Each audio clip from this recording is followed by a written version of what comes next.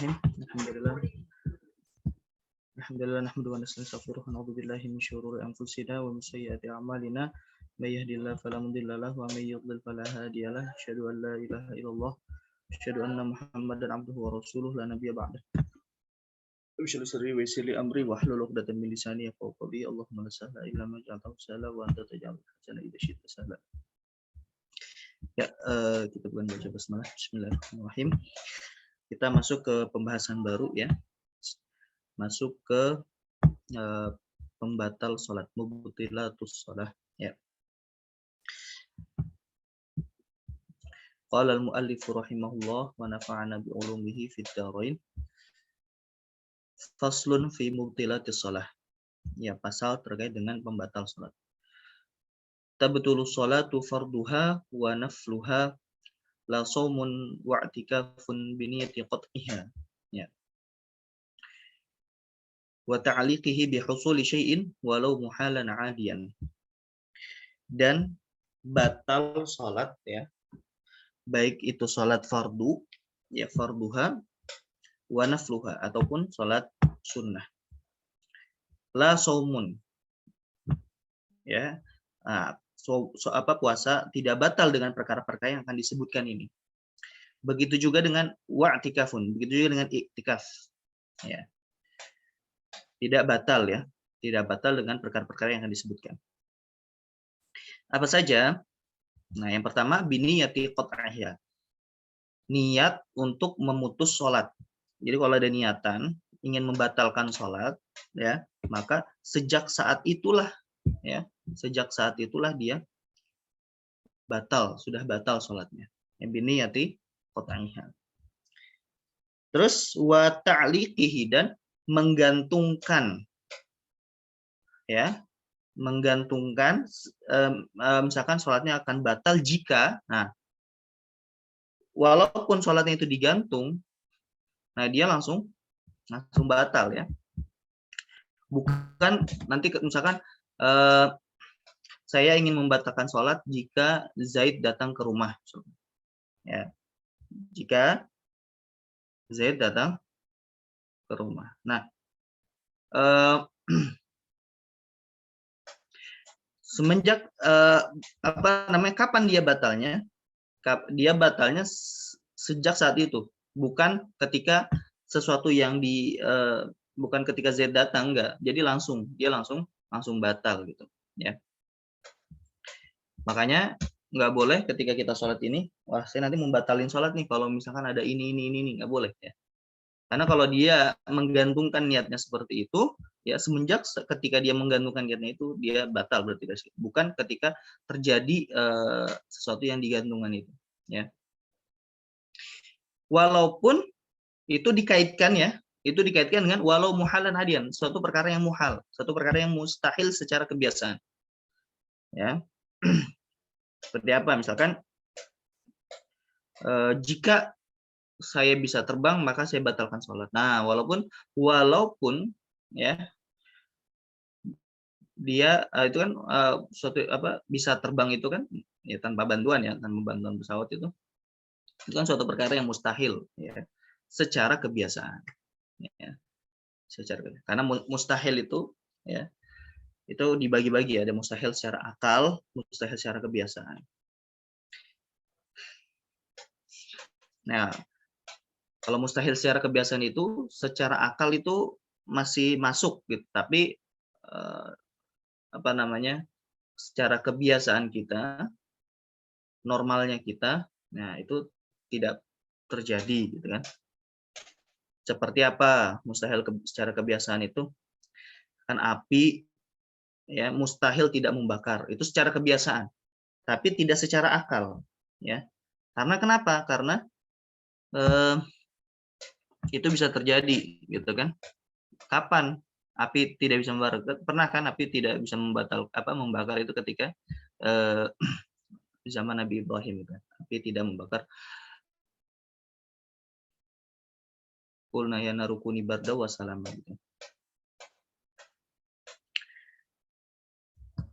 Nah, berbeda dengan mustahil akal. Kalau mustahil akal itu tidak akan pernah terjadi gitu. ya. Misalkan mustahil akal itu eh, duduk dan berdiri dalam satu waktu dan dalam satu tempat. Nah, itu tidak mungkin terjadi, ya. Karena duduk dan berdiri itu, ya, itu merupakan perkara yang bertolak belakang. Tidak mungkin menyatu dalam satu waktu dalam satu tempat dan juga tidak mungkin berpisah. Dua-duanya nggak ada, ya. Misalkan diam dan bergerak gitu kan, diam dan bergerak. Nah, diam dan bergerak. Otomatis kalau nggak dia diam atau nggak dia bergerak, nggak mungkin dia nggak diam, nggak gerak juga. Nah, itu dalam satu waktu, dalam satu tempat itu tidak mungkin, ya. Itu namanya mustahil akal. Tapi kalau mustahil secara kebiasaan, itu normalnya kita nggak bisa, tapi ada suatu keadaan itu dengan izin Allah itu bisa. Ya, baik. Ya, jadi walaupun eh, kita mengaitkan sesuatu itu dengan sesuatu yang mustahil secara kebiasaan, maka itu langsung batal ya ketika itu juga. Nah, kecuali itu dikaitkan dengan mustahil secara akal tadi. Misalkan kalau gerak dan diam itu bisa, ya, terjadi dalam satu waktu, dalam satu tempat, maka saya membatalkan salat. Nah, kalau dikaitkannya dengan mustahil secara akal, nah itu tidak batal, ya. Itu tidak batal. Yang batal itu yang dikaitkan dengan mustahil secara kebiasaan, ya. Ya, bedanya mustahil secara kebiasaan itu akal itu masih memungkinkan untuk terjadi, tapi secara keadaan normal itu tidak bisa terjadi, ya, gitu kan. Nah, secara kebiasaan normal manusia tidak bisa terbang, ya.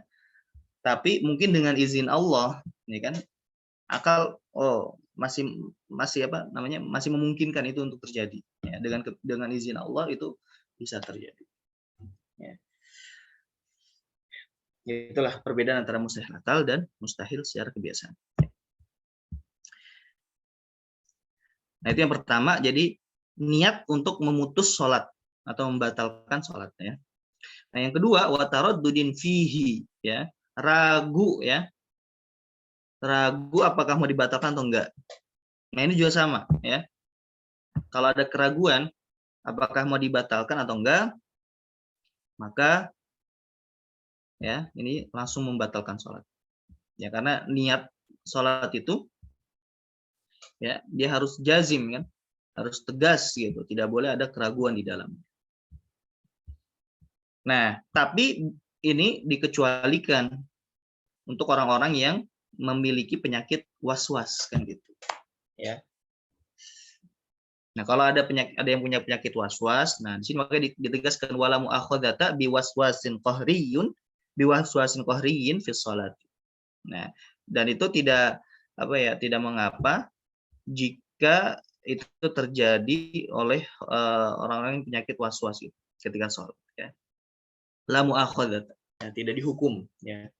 Maka tidak batal kalau misalkan uh, apa namanya itu hanya sekedar was-was gitu, ya, hanya sekedar was-was. Kal imani wa ghairihi, sebagaimana perkara iman gitu kan, ada orang yang ditimpa musibah gitu kan, dia penyakit was-was, aduh saya ini seakan-akan kayak menghina agama, ya, menghina Allah gitu, menghina Rasulullah gitu. Nah, itu ada perasaan itu terus, ya, berulang-ulang. Nah, ini juga tidak dihukum, ya. Orang yang mempunyai penyakit tersebut, ya, tidak dihukum. Nah, lalu ada untuk yang penyakit was-was ini, ya, memang obat yang terbaik adalah sebagaimana dikatakan Imam Ibnu Hajar Al-Haytami di dalam kitabnya Al-Fatawa Fiqhiyah, ya, al-i'radu anhu, ya, berpaling sepenuhnya, tidak usah memikirkan itu. Semakin dipikirin semakin menjadi-jadi rasa was-was, ya. Lalu juga ada zikir yang dianjurkan, ya.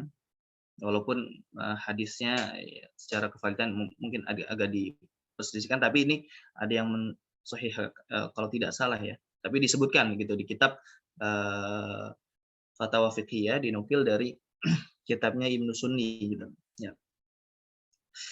Yaitu apa namanya?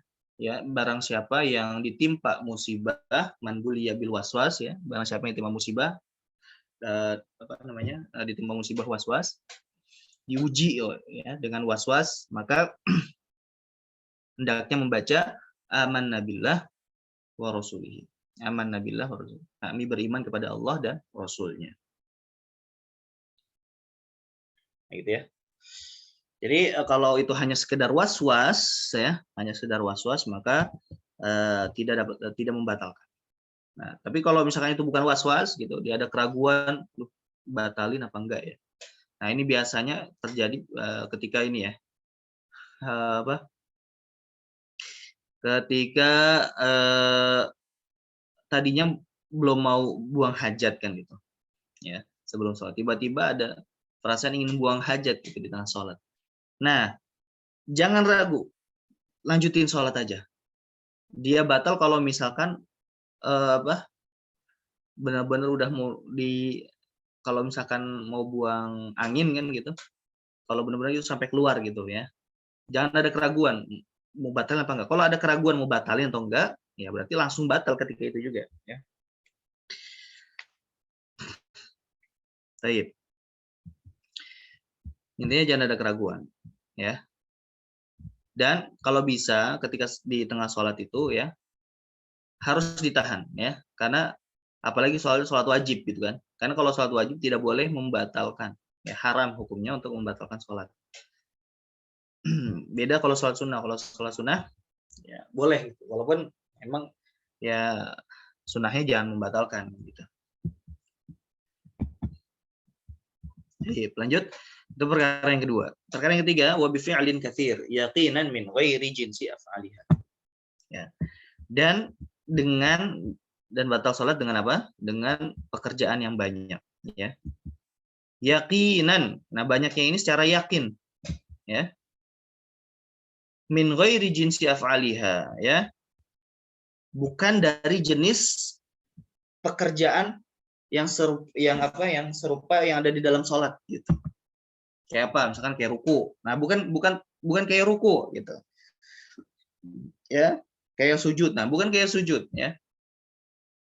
Jadi maksud itu bukan yang sejenis dengan pekerjaan yang ada di dalam sholat ya.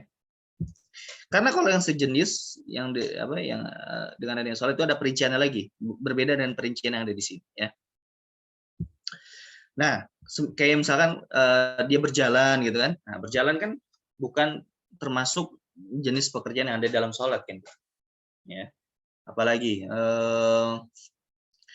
tangan dimain-mainin kan gitu ya. Itu intinya bukan termasuk jenis pekerjaan yang ada dalam.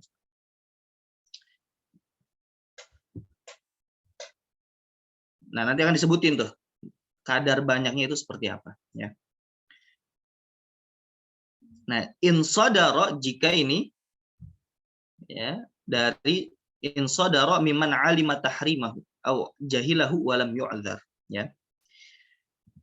Ini ya jika bersumber dari siapa? Yang tahu perkara tersebut itu apa? Haram ya. Tahu bahwa perkara tersebut apa? Haram.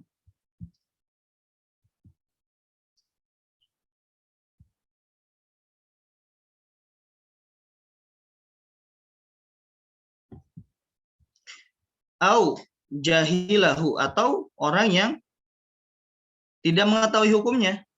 Oh, ternyata melakukan gerakan yang banyak ini membatalkan sholat, dia nggak tahu. Nah, tapi walam yu'dzar ya. Walam yu'dzar dan tidak diuzur. Contohnya apa? Orang yang tidak mengetahui tapi tidak diuzur, tidak dapat uzur, yaitu orang yang berada di tengah-tengah para ulama ya.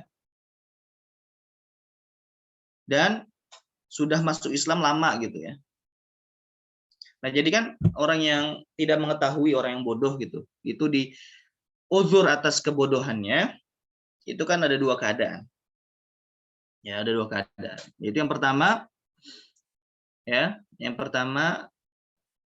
yang tinggalnya itu jauh dari para ulama. Misalnya tinggal di tengah hutan ya. Tinggal di tengah gurun. ya, jauh dari para ulama. Terus yang kedua, yang baru masuk Islam, ya, baru masuk Islam. Nah, berarti kalau misalkan dia tinggal di tengah-tengah para ulama, terus sudah masuk Islam lama, maka nggak diuzur kalau dia tidak mengetahui perkara tersebut. Salahnya dia, kenapa dia tidak mempelajari. Nah, dan terus di ininya juga ya, maka perkara ini ya, ini kalau misalkan dia tahu itu haram atau dia tidak tahu itu haram dan dia tinggal di tengah-tengah ulama dan juga dia telah masuk Islam lama gitu ya, maka tidak ya, maka batal salatnya, ya. Tetap batal salatnya. Ya, karena perkara ini ya termasuk perkara yang ya banyak diketahui oleh orang awam, ya, banyak diketahui oleh orang awam. Karena ada perincian lagi ya, uzur bil jahli itu, uzur karena kebodohan itu, ya bisa tanpa dua syarat ini, ya, ketika suatu permasalahan itu tidak diketahui oleh mayoritas ya orang awam. Nah, itu ada beberapa ya, ada beberapa perkara karena permasalahannya terlalu terperinci yang mengetahui hanya para ulama ya, maka perkara tersebut ya kalau ada yang tidak tahu ya, maka dimaafkan. Nah, tapi untuk perkara ini karena ini perkaranya ya minimal ya banyak orang yang tahu lah ya, banyak orang yang tahu, bukan hanya cuma para ulama saja ya, maka tidak diberikan uzur jika dia tidak tahu. Kalau misalkan dia tinggal di tengah para ulama dan juga ya sudah masuk Islam lama, sudah lama masuk Islam ya. Seperti itu. Makanya ya, kenapa di sini kita dituntut untuk belajar itu kan, belajar apa yang menjadi kewajiban bagi kita. Karena ketika kita sudah tinggal di tengah-tengah para ulama ya, bukan alasan lagi ketika kita tidak tahu ya. Itu menjadi ya kalau misalnya kita tidak tahu tetap dihukumi ya, tetap dihukumi dosa ya, karena itu ya termasuk keteledoran kita kenapa kita tidak belajar ya. Makanya ya, ya ulama mengingatkan kita untuk senantiasa belajar gitu, minimal perkara-perkara yang wajib bagi kita, yang wajib dikerjakan untuk oleh kita dan yang haram untuk kita kerjakan. Nah, itu pokoknya yang wajibnya dulu, fardu ainnya dulu gitu kan. Fardu ainnya dulu, baru kita masuk nanti ke fardu kifayah, baru nanti masuk ke sunnah. Nah, jadi jangan kita belajar yang sunnah dulu misalkan, atau belajar yang fardu kifayah dulu. Misalkan fardu kifayah kita misalkan walaupun fardu kifayah ini ya harus di apa namanya dipelajari juga gitu kan oleh sebagian umat Islam. Karena kalau tidak dipelajari nanti umat Islam akan berdosa. Walaupun fardu kifayah ini dalam perkara dunia kan gitu. Tapi tetap kita fardu ainnya harus selesai dulu ya. Fardu ainnya harus selesai dulu. Ya. Kalau fardu ainnya belum selesai, nah maka kita tidak boleh ya, ke fardu kifayah. Kan seperti itu. Ya. Ya, kalau misalnya masalah ibadah dan ibadahnya pun sebenarnya fardu ain itu kan apa ya, fardu ain itu bukan berarti kita harus mempelajari semuanya gitu, semua bab fikih gitu kan, enggak. Yaitu perkara-perkara fikih yang dia bersinggungan langsung dengannya gitu. Pada waktunya. Misalkan dia pengen haji. Nah, berarti dia sudah fardu ain untuk mempelajari haji ketika waktu itu. Tapi kalau sebelumnya belum ada kewajiban untuk berhaji gitu kan, dia belum mampu. Nah, berarti belum dulu tuh fardu ain bagi dirinya gitu. Atau dia mau berpuasa gitu. Baru balik dan mau berpuasa. Nah, baru fardu ain bagi dia untuk mempelajari puasa. Gitu. Mau sholat seperti itu juga, dia baru balik dan dia mau sholat, berarti fardu ain bagi dia untuk mempelajari ya tata cara sholat gitu kan, minimal rukun, syarat ya, pembatalnya dia harus tahu gitu ya. Nah, jadi apa namanya melakukan pekerjaan di luar pekerjaan sholat ya, itu ada syaratnya. Yang pertama dia banyak ya, pekerjaan tersebut banyak. Terus yang kedua, banyaknya ini diketahui secara yakin ya, secara yakin, tidak ada keraguan di dalamnya ya. Terus ya bersumber dari orang yang tahu hukumnya atau tidak tahu hukumnya tapi tidak diberikan uzur. Nah, tuh. Terus syarat selanjutnya adalah wila, ya, harus berkesinambungan, ya, tidak ada jeda, gitu. Tidak ada jeda. Jangan coba ke bawah, ya. Nah, hal atau kaunihi wilaan urfan, ya. Jadi dia pekerjaan yang banyaknya itu harus berkesinambungan, berturut-turut, gitu. Urfan, ya, secara kebiasaan. Nah, jadi salah satu syaratnya juga. Jadi kalau misalkan pekerjaannya banyak, tapi dilakukan misalkan ada jeda gitu misalkan, ya. Misalkan nanti salah satu pekerjaan yang ini itu melangkah, ya, melangkah. Melangkah kalau misalkan dia lakukan di rakaat pertama 1 langkah, terus di rakaat kedua 1 langkah lagi, rakaat ketiga 1 langkah lagi. Nah itu kan nggak wila, ya, nggak berturut-turut. Nah, maka di situ tidak membatalkan sholat. Walaupun tadi 3 langkah itu kan, 3 langkah kalau digabungin 3 langkah. Tapi karena dia tidak berturut-turut, ya, maka tidak membatalkan sholat. Ya. Nah, di sini patokannya adalah urf, ya. Patokannya adalah urf. Jadi kalau misalkan secara kebiasaan itu dinilai misalkan langkah pertama ke langkah kedua itu sebagai wila, ya, sebagai bentuk kegiatan yang berturut-turut, maka nah itu sebagai pembatal sholat. Jadi kembalinya, ya, batasan itu kembali kepada kebiasaan urf, ya. Karena kalau di dalam mazhab Syafi'i, sesuatu yang belum kadarnya belum diatur oleh syariat atau belum diatur oleh bahasa, maka baru kembali ke urf, kembali ke kebiasaan. Nah, makanya kaidah al-'ada muhakkamah, kebiasaan sebagai patokan, ya, hukum itu kapan? Ketika tidak ada, ya, patokan dari syariat dan tidak ada patokan dari bahasa. Nah, ini di mazhab Syafi'i, ya, di mazhab Syafi'i. Jadi mazhab Syafi'i itu ini dulu, ya, merujuk dulu di syariat diatur apa enggak kadarnya. Oh, enggak diatur. Oke, sekarang kita merujuk ke bahasa. Di bahasa diatur tidak, ya. Tidak, gitu kan. Tidak diatur juga. Oh, berarti kita kembali ke kebiasaan. Nah, secara kebiasaan apakah ini disebut kegiatan yang berturut-turut, ya, pekerjaan yang berturut-turut atau tidak? Nah, itu yang bisa menghukuminya adalah kebiasaan, ya. Nah, tapi nanti pekerjaan yang banyaknya itu, nah itu kan kalau kita kembali ke bahasa di syariat mungkin tidak ada aturannya, tapi ketika kita kembali ke bahasa, oh iya ada, ya. Secara bahasa kapan batas minimal banyak itu berapa? Ya, batas minimal banyak itu berapa? Oh, ternyata 3, dimulai dari 3 itu sudah dianggap banyak, gitu kan? Nah, maka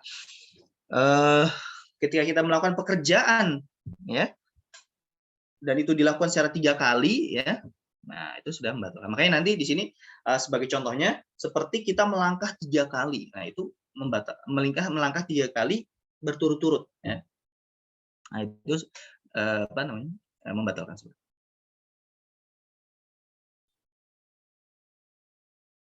Ya, mendahulukan lugawi dulu daripada gitu. Tapi tadi urutannya, pertama syariat, kalau tidak ada lugo, bahasa, habis itu baru kebiasaan. Ya.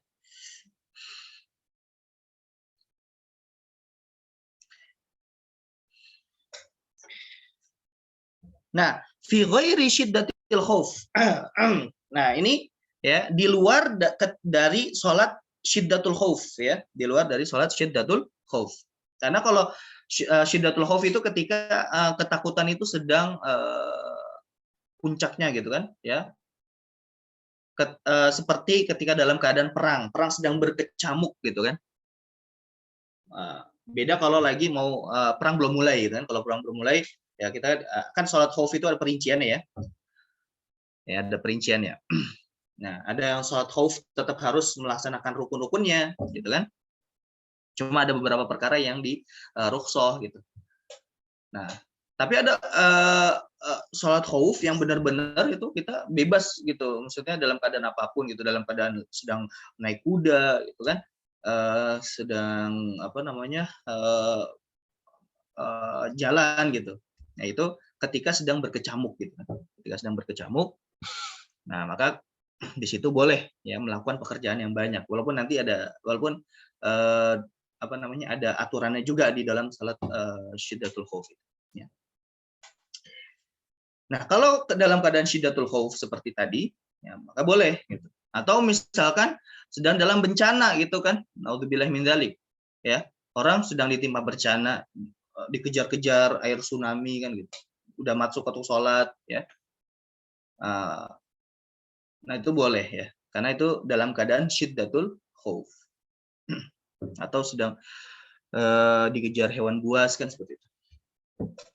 Lalu wanaflis safar atau dalam keadaan melakukan sholat sunnah ketika safar ya, karena ketika safar itu ya diperbolehkan gitu kan sambil berjalan gitu.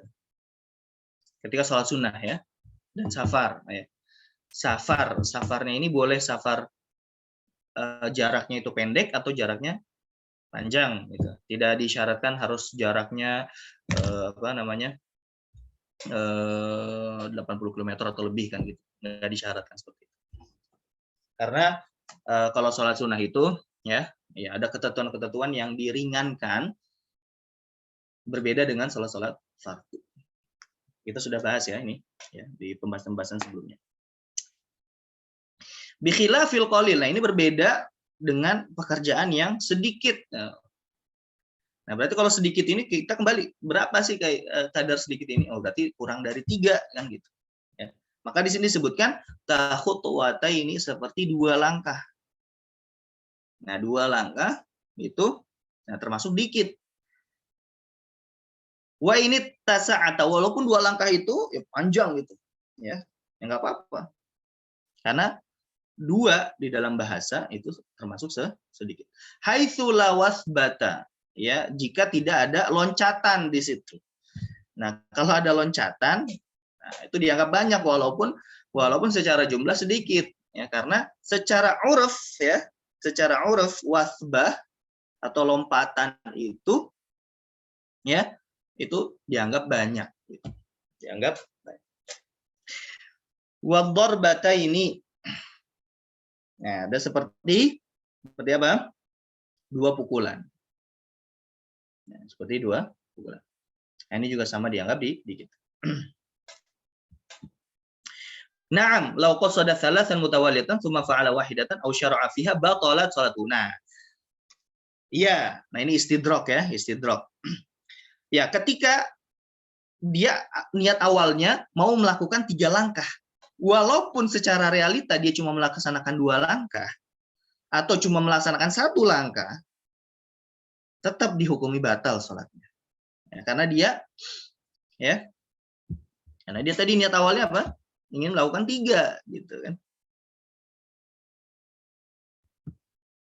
Nah.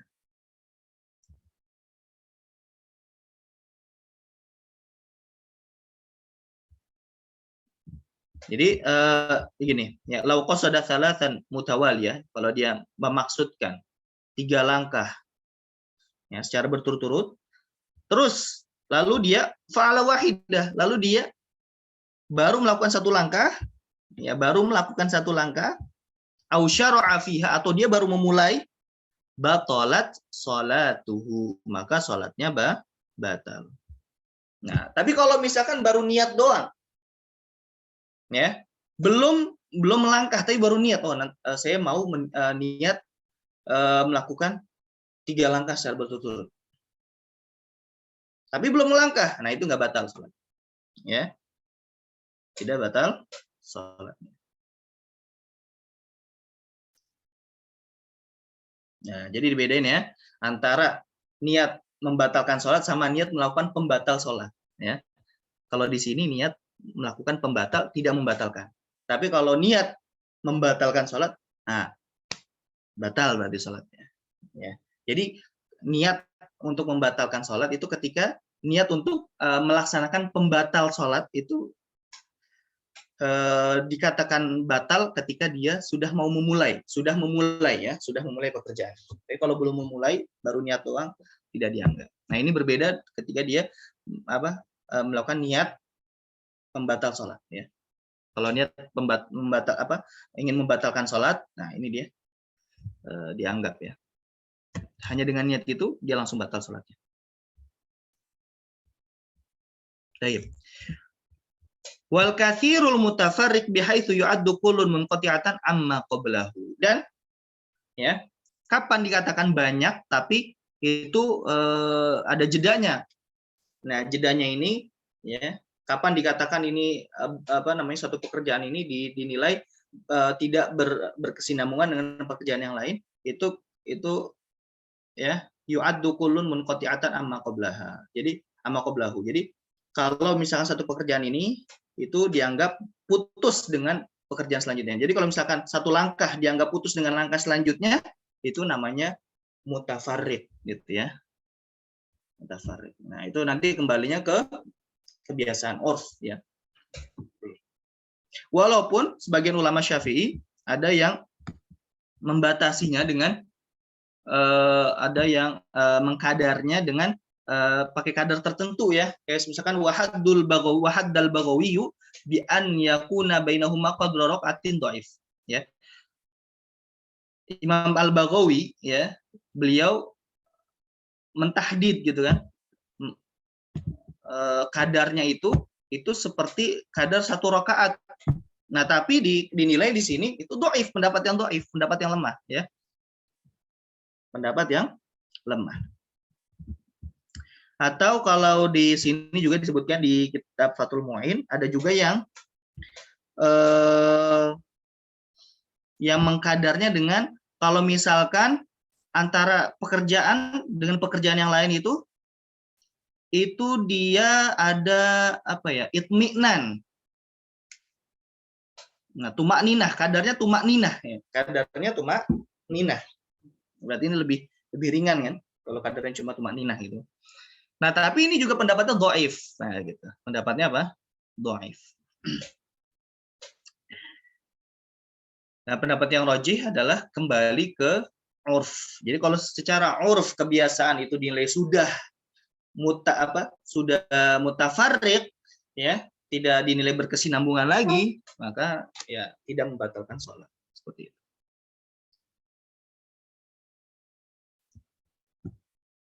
Makanya ya, kalau bisa ketika kita mau mengisi soft kan seperti itu ya, sedang dalam sholat, ketika kita langkah gitu ya, ketika kita melangkah jangan melangkah tiga kali berturut-turut gitu. Misalkan 2 kali lah. Ya, kan boleh tadi dua langkah, walaupun langkahnya itu sangat luas kan boleh. Tapi jangan ada loncatan ya, jangan ada loncatan. Terus juga misalnya ketika kita udah 2 kali langkah tapi belum nyampe juga ya, kalau bisa dijeda dulu kan gitu. Ya, dijeda sekiranya memang jeda itu dianggap secara kebiasaan itu ya itu ya jedanya itu dianggap secara kebiasaan. Bahwasanya langkah kita yang ketiga itu berbeda dengan langkah kita yang 2 langkah yang sebelumnya seperti itu ya. Jadi berarti jangan asal langkah 3 kali gitu. Nah, itu batal sholat.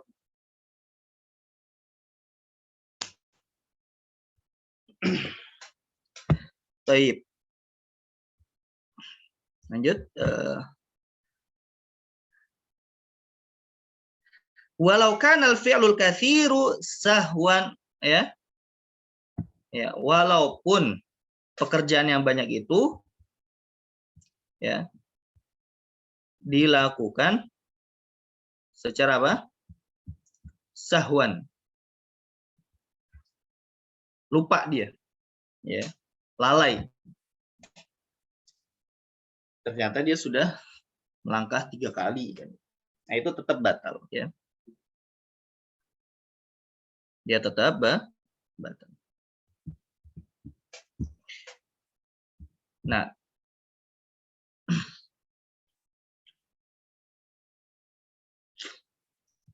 wal kathiru, nah ini sini mau nyebutin ya, nyebutin contoh pekerjaan yang banyak. Seperti apa? Kasalasi madghatin, seperti apa? 3 kunyahan. Nah, 3 kunyahan. 3 kunyahan ini termasuk banyak.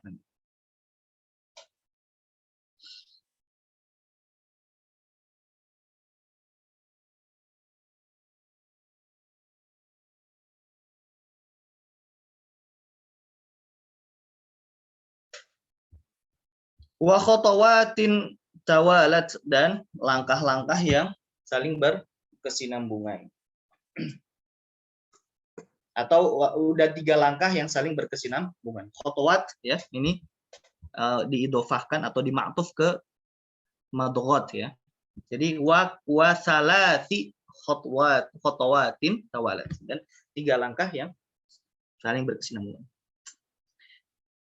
Wa in kanat biqadri khotwatin mughtafarah, walaupun kadar 3 langkah itu seperti kadar 1 langkah yang dimaafkan.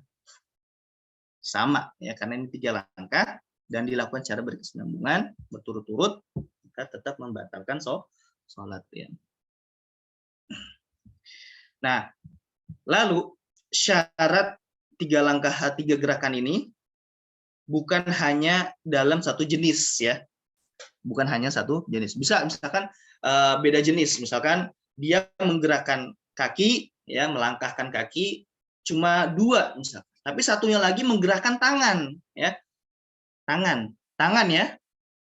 Tangan yang dianggap melakukan pekerjaan yang banyak itu gerakan sikut ya, gerakan sikut, gerakan pergelangan tangan. Nah, itu dianggap kalau dilakukan secara berkali-kali, dilakukan 3 kali itu batal. Tapi kalau gerakan jari jemari nanti insya Allah ya, dilakukan sebanyak apapun gerakan jari jemari itu, ya itu nggak dianggap banyak. Gitu. Jadi yang dianggap itu gerakan pergelangan tangan, gerakan apa? Siku gitu ya. Nah, sekarang misalkan tadi gerakan kaki ya, langkahan kaki itu 2 misalkan. Satu lagi gerakan tangan. Nah, dan itu dilakukan secara wila ya. Maka juga membatalkan. Karena ya tidak disyaratkan harus dengan satu jenis pekerjaan. Jadi boleh dengan berbeda aja jenis ya, seperti itu. Nah, sekarang dicontohkan seperti ini, wa katahriki ra'sihi wa yadayhi. Seperti apa? Seperti menggerakkan kepalanya dan juga 2 tangannya. Kalau dijumlahkan jadi 3 gerakan kan. Nah, maka juga tetap membatalkan. Jadi tidak disyaratkan dengan satu jenis pekerjaan. Walaupun itu dilakukan secara bersamaan, misalkan gerakan kepala dilakukan bersamaan dengan gerakan tangan.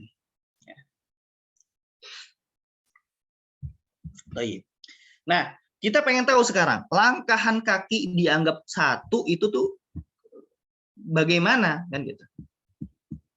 Wal khotwatu bi fathil kha'i al marrah ya.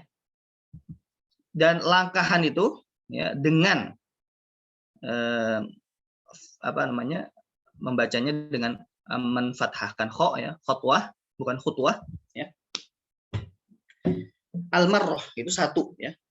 Wahiyah huna, dan itu di sini naqlu rijlin li amamin au ghairihi, yaitu memindahkan kaki ke depan atau ke arah yang lainnya. Fa inna qala ma'ahal ukhra, jika dipindahkan kaki yang satunya lagi, walau bila ta'aqubin, walaupun ya tanpa ta'aqub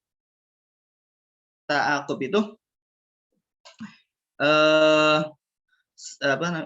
berturut-turut ya 1 habis itu 2 gitu kan ya, berurutan ya. Misalkan dua-duanya ngelangkah 2 kakinya gitu kan, langsung melangkah dua-duanya gitu. Nah, ini dianggap tetap 2 langkah. kama tamadahu syekhuna fi syarhil minhaj, sebagaimana ini yang dirojihkan oleh Syekh kami Ibnu Hajar Al-Haytami di kitabnya Tuhfatul Muhtaj ya, di syarhil minhaj ya, di dalam kitabnya Tuhfatul Muhtaj. Lakin alladzi jazama bihi fi syarhil irsyad wa ghairihi, akan tetapi yang dirojihkan di kitab Syarhul Irsyad dan kitab yang lainnya, ya, kitab dari Ibnu Hajar yang lainnya, anna naqla rijlin ma'ana naqlil ukhra ila muhadatihi wilaan khutwatun faqat, ya, melangkahkan kaki, satu kaki dan satu kakinya lagi, ya, secara kesinambungan, nah itu tetap itu dianggap satu langkah. Jadi kalau di Tuhfatul Muhtaj itu dianggap 2 langkah, kalau secara berkesinambungan ya, nggak ada jeda ya, nggak ada jeda. Nah itu dianggap dianggap 2 langkah di Tuhfah. Nah tapi kalau di kitab Syarhul Irsyad dan kitab yang lainnya itu dianggap 1 langkah. Enak kalau kayak gini ya. Tapi syaratnya ila muhadatihi, harus diposisikan sejajar. Kalau tidak di posisi sejajar, misalkan 1 langkah, habis itu langkah selanjutnya itu ke depan kaki yang satunya lagi, nah, nggak sejajar. Nah ini maka 2 langkah, gitu kan. Jadi syaratnya yang ada di Syarhul Irsyad itu ila muhadatihi, sejajar gitu, 1 langkah ya. Habis itu mindahin kaki satu lagi ya, yang sejajar dengan kaki sebelahnya. Gitu. Kalau misalkan 1 langkah, habis itu langkah yang kedua itu agak dijauhin. Nah itu 2 langkah. Ya. Jadi perbedaannya di situ ya. Perbedaannya di situ.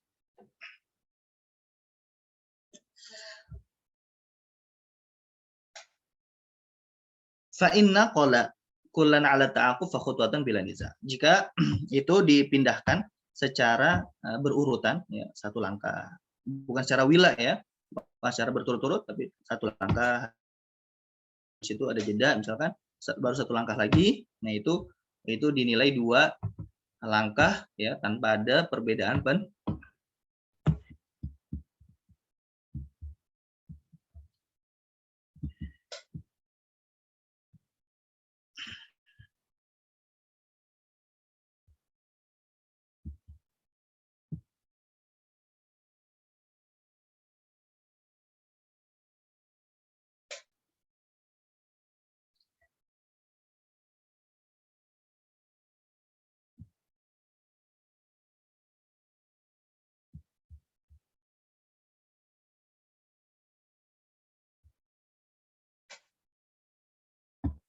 Taib.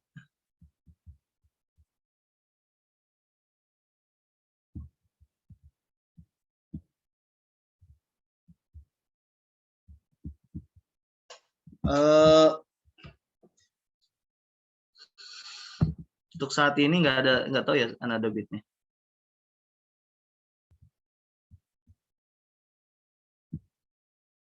Tapi kayaknya Tuhfah lebih didahulukan ya. Dan pendapat yang ada di Tuhfah ini juga dirojihkan oleh Imam Ar-Romli di kitab Nihayah ya. Di kitab Nihayah.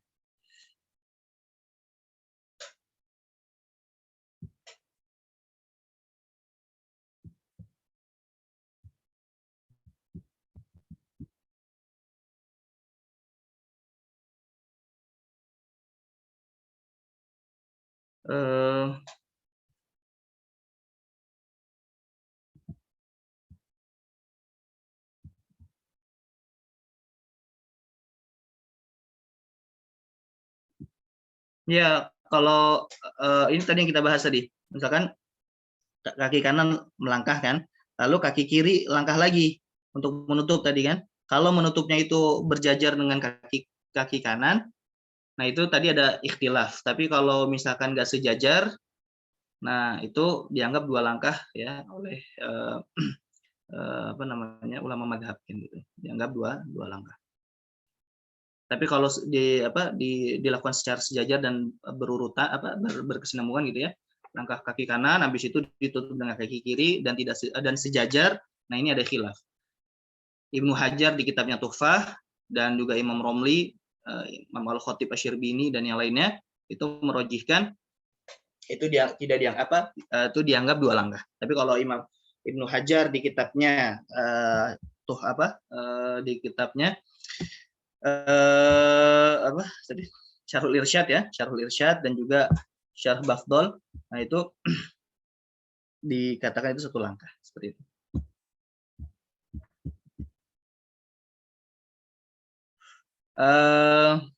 Tapi tidak ada ya, nggak tahu nih apakah ada kaidahnya untuk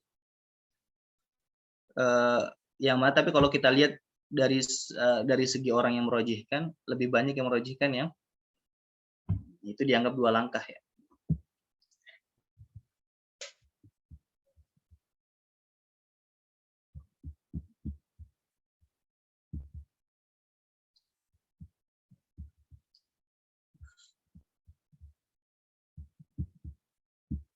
Taib.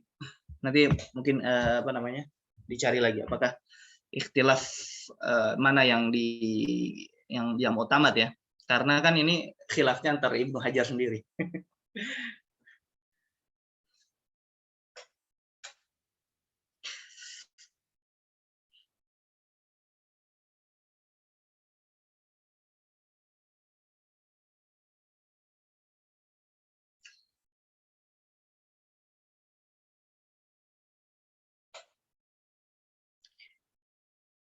Nah, sekarang kalau kakinya diangkat kan gitu. Kalau tadi dipindahin tanpa mengangkat, sekarang dipindahinnya dengan mengangkat.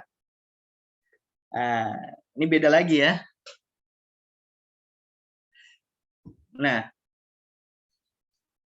makanya kalau di pondok-pondok salaf itu, coba untuk perhatikan, melangkahnya itu nggak diangkat. Ya. Melangkahnya itu digeser dia. Nah, ya. Melangkahnya digeser. Karena kenapa? Karena kalau dia mengangkat lalu menurunkan, nah itu dianggap satu gerakan. Ya, mengangkat lalu menurunkan itu dianggap satu gerakan. Satu gerakan. Berarti mengangkat, turun, terus melangkah, nah itu berarti udah 2 gerakan ya. Dan itu pun juga diperselisihkan oleh para ulama. Apakah mengangkat lalu menurunkan itu satu gerakan atau 2 gerakan? Gitu. Nah, ada yang bilang itu 2 gerakan, ada yang bilang 1 gerakan. Nah, tapi kalau Imam Al-Bujairimi mengatakan yang mu'tamad itu dikatakan satu gerakan. Makanya kalau misalkan kita mau melangkah, ya kita geser ya, jangan kita angkat. Kita geser, 1, kita geser lagi, 1 lagi. Ya. Ini dijelaskan di kitab I'anah ya. Waktu li fa'idhan fima law rafa'a ar-rijla li jihatil 'uluwi thumma li jihatis sufli. Faqila yu'addu dzalika khutwatan wahidah. Dan ulama berikhtilaf, berbeda pandangan ya ketika diangkat 1 kaki ke arah atas terus diturunkan ke arah bawah. Apakah dianggap 2 atau 1? Nah, ada yang mengatakan itu dianggap 1 langkah ya, dianggap 1 langkah.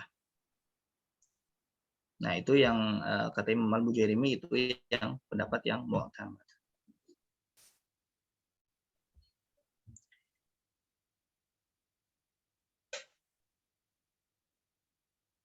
Nah, tapi ada yang mengatakan juga itu 2 langkah. Taib, lanjut. Walau syakka fi fi'lin aqalilun huwa au katsir fala butlan.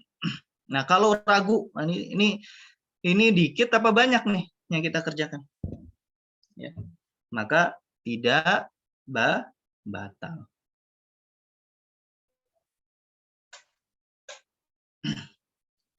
Wa tabtulu bil wasbati wa illam tata'addad ya. Dan batal dengan lompatan ya. Dan batal dengan lompatan. Kalau lompat gitu kan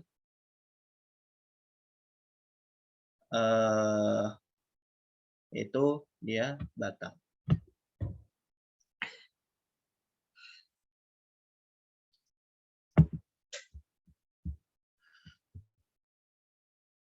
Terus lanjut, wa ilam tata'addad, walaupun lompatannya itu tidak banyak. Walaupun lompatannya tidak banyak. La tabtulu biharakatin khafifatin wa in kathurat wa tawalat, dan tidak batal dengan gerakan yang khafifah, ya, ringan. Wa in kathurat, walaupun banyak. Wa tawalat, walaupun berkesinambungan. Bal tukrah, tetapi dimakruhkan. Makruh ya hukumnya di dalam mazhab Syafi'i. Katahriki isba'in au asabi'a fi hakkin au subhatin ma'a qarari kaffihi. Seperti menggerakkan jari atau jari jemari fi hakkin, ketika hendak menggaruk, ya, ketika hendak menggaruk, au subhatin. Subhah itu tasbih, ya.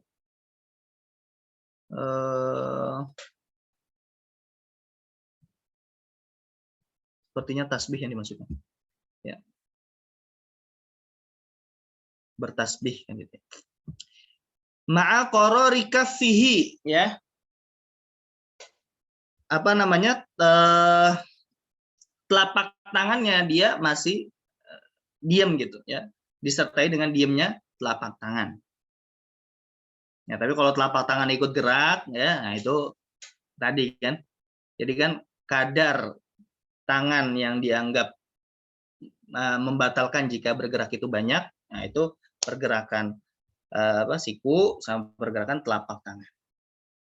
Nah, kalau jari jemari aja, ya, tapi telapak tangannya nggak ikut gerak, ya mau sebanyak apapun juga nggak apa-apa, ya. Tapi makruh. Makanya di mazhab kita, ya, ketika tasyahud, baik tasyahud awal atau tasyahud akhir, itu jangan digerakkan jarinya itu berkali-kali. Gitu. Cukup jarinya digerakkan sekali. Kapan? Ketika asyhadu alla ilaha illallah, ya. Ketika illallah, nah itu baru digerakkan. Satu kali aja, jangan berkali-kali. Nah, kalau berkali-kali batal nggak sholatnya? Tidak, tapi makruh. Memang di sini ada khilaf, ya, dalam memahami hadis, ya. Karena ada hadis yang secara lahiriahnya bertentangan, tapi itu sebenarnya tidak. Makanya mazhab Syafi'i tidak menganggap dua hadis itu bertentangan. Ya.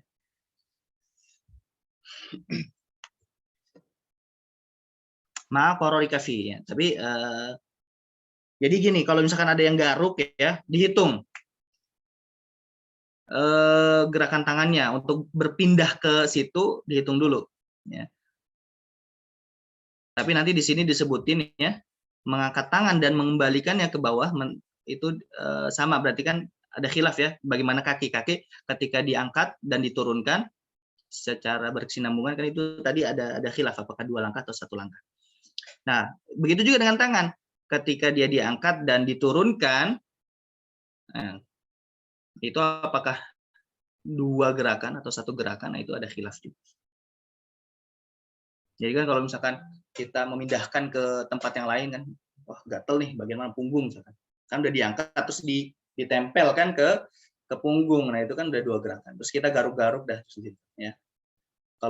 Tapi garuk-garuknya pakai jari aja, jangan ikut gerak yang lain, kan. Baik.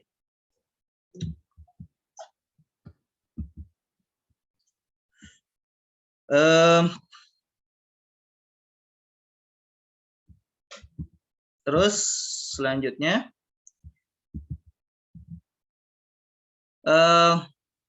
au jafnin, ya, atau menggerakkan kelopak mata, au syafah atau menggerakkan bibir, au lisan, au zakar atau menggerakkan zakar, ya. Au lisan atau menggerakkan lidah. Nah, alasannya kenapa? Karena gerakan-gerakan anggota-anggota tersebut itu mengikuti tempatnya. Ketika tempatnya itu tidak bergerak, maka ya tidak batal, kan. Di anha tabiatul lima hal mustaqirrah kal asabi. Karena misalkan jari jemari, tempatnya apa? Tangan. Ketika tangannya tidak bergerak, ya, maka tidak dihukumi batal, kan gitu. Tidak dihukumi banyak, kan gitu. Nah, walidzalika bahasa Ya, buhitsa, ya, ada penelitian anna harakatal lisani, ya, bahwasanya jika gerakan lidah, ya, jika gerakan lidah in kanat ma'a tahwilihi an mahallihi abtala salasan minha. Kalau misalkan gerakan lidah itu di luar dari tempatnya, di luar mulut, misalkan lidahnya dikeluarin, ya, terus saya digerakin 3 kali, nah maka batal. Kenapa? Karena tadi alasannya kenapa gerakan lidah, gerakan jari jemari, ya, itu tidak dianggap banyak karena dia diikutkan ke tempatnya yang diam atau diutab, ya, kaidahnya seperti itu. Yang mengikuti itu mengikuti, ya, mengikuti yang pengikut itu mengikuti, ya, gitu ya. Mengikuti itu mengikuti. Karena jari jemari ini mengikuti telapak tangan, ya, maka dihukumi seperti telapak tangan. Gitu. Ketika telapak tangan itu diam, maka ya gerakan jari jemari tidak dianggap. Taib, ya, syukur. Tapi kalau misalkan itu di luar dari tempatnya tadi seperti lidah, ya, kalau lidahnya ini dikeluarkan dari mulut, terus jadi gerakan 3 kali, maka batal. Ya.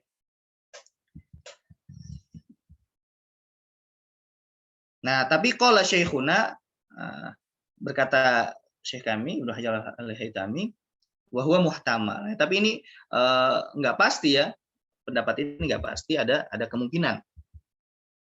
Sehingga nah,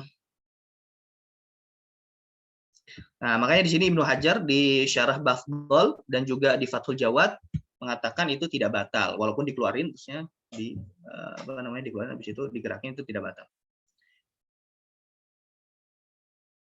Ya, jadi untuk masalah ini ada perbedaan pandangan, ya. Ada perbedaan pandangan di antara ulama.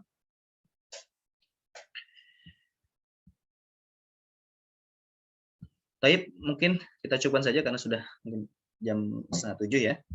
Walaupun ini pembahasan masih berkaitan, ya. Insya Allah kita lanjutkan di pekan depan. Mungkin kita tutup dulu, ya.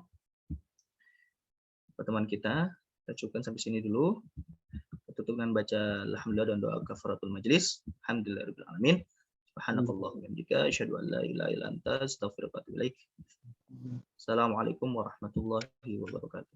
Waalaikumsalam warahmatullahi wabarakatuh. Jazakallah khair.